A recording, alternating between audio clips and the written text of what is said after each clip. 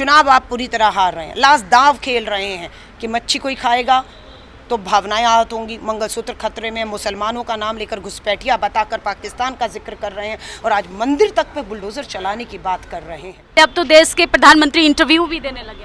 नहीं, वो इंटरव्यू सिर्फ गोदी मीडिया के चंद पत्रकारों को दे रहे हैं। हाँ, जो मीडिया का चौथा स्तंभ, एक प्रेस कॉन्फ्रेंस कर दीजिए, बुला लीजिए अपने गोदी मीडिया को, दूसरे लोगों को भी करिए ना। 10 साल में हिम्मत नहीं दिखाते देश के प्रधानमंत्री एक प्रेस कॉन्फ्रेंस करने की। हाँ, डरे हुए हैं, हार की तरफ जा रहे हैं।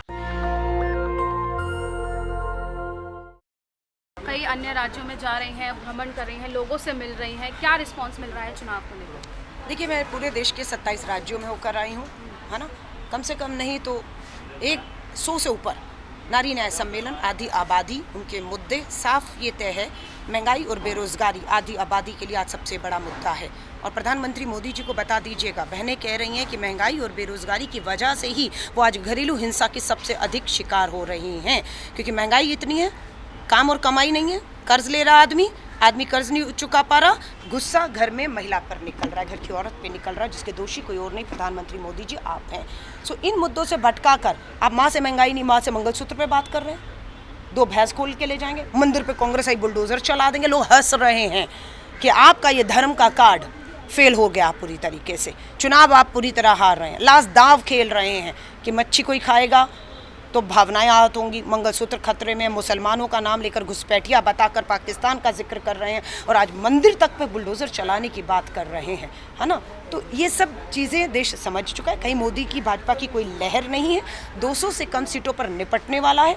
इंडिया अलायंस कांग्रेस पूर्ण बहुमत की सरकार बनाने जा रहा है। ये इन 5 चरणों के मतदान जो आज वो 5वां चरण समाप्त हो रहा है उससे तय हो चुका है, पूरी तरह सफाया है भाजपा का। मैम, नारी न्याय को लेकर आप लगातार जुड़ रहे हैं, लेकिन वहीं दिल्ली से स्वाति मालीवाल का केस जो है वो सामने आया है।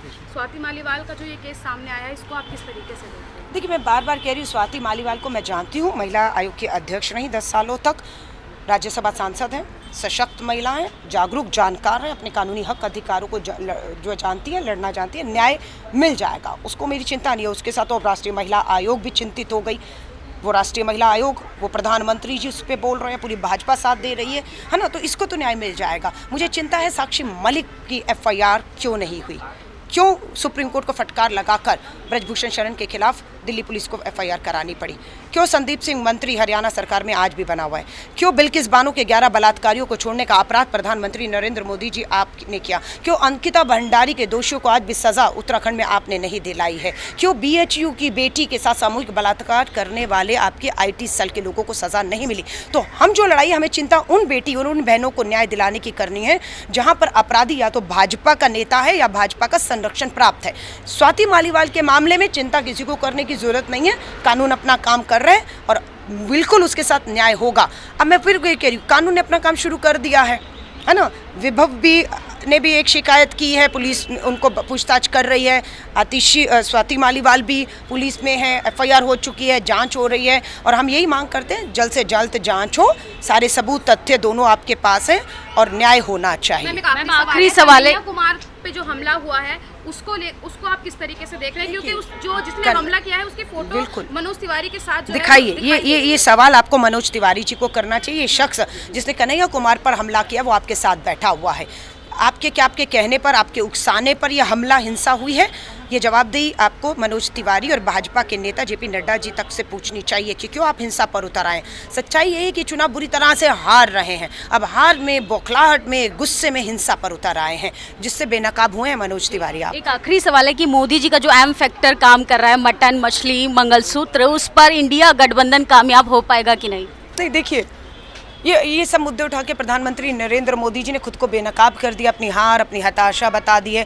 माँ से मोदी, माँ से मुद्दे गायब, माँ से मच्छी, माँ से मंगलसूत्र, हाँ, और माँ से आपका जो है मटन की बात कर रहे हैं, लेकिन माँ से महंगाई, माँ से महिला सुरक्षा कहाँ है, माँ से महंगाई कहाँ है ना। इस पे जब बात करेंगे तो माँ से मोदी जी, माँ से मगरमच्छ। आप कह रही हैं कि बीजेपी की लहर खत्म हो रही है, आप ही के पार्टी के लोग पार्टी छोड़कर बीजेपी में शामिल हो रहे हैं। देखिए, 3 लोग भाजपा में गए हैं, ध्यान से सुन लीजिएगा।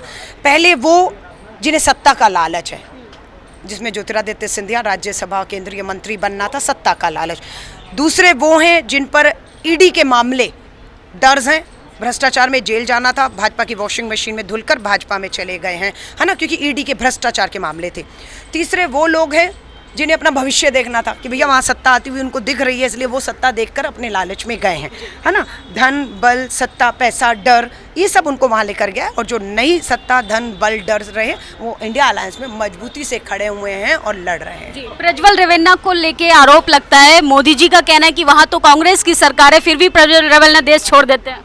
नहीं नहीं नहीं नहीं, इमिग्रेशन किसके पास है, केंद्र पासपोर्ट किसके, केंद्र सरकार की बात। किसको करनी है ये कार्रवाई? मोदी जी का आरोप। हाँ, तो मोदी जी तो भूल जाते हैं, वो कहते हैं मैंने ऐसा कुछ कहा ही नहीं है। प्रज्वल रेवन्ना के लिए आप पूछेंगे प्रचार किया, वो कहेंगे प्रज्वल रेवन्ना कौन। जी। जैसे भी 2 दिन पहले कह रहे थे ना राहुल कौन, तो इसी तरह पूछेंगे प्रज्वल रेवन्ना कौन, फिर आप वीडियो दिखाइएगा कि ये प्रज्वल रेवन्ना मास रेपिस्ट है जिसका हाथ खड़ा करके आप बोल रहे हैं इसको वोट मुझे वोट, इसको ताकत मुझे ताकत, और जिसे भागाने में, जर्मनी बैठाने में अपने भगोड़े मित्र जो पहले भागे हैं उनके साथ इनको भी शामिल कर लिया।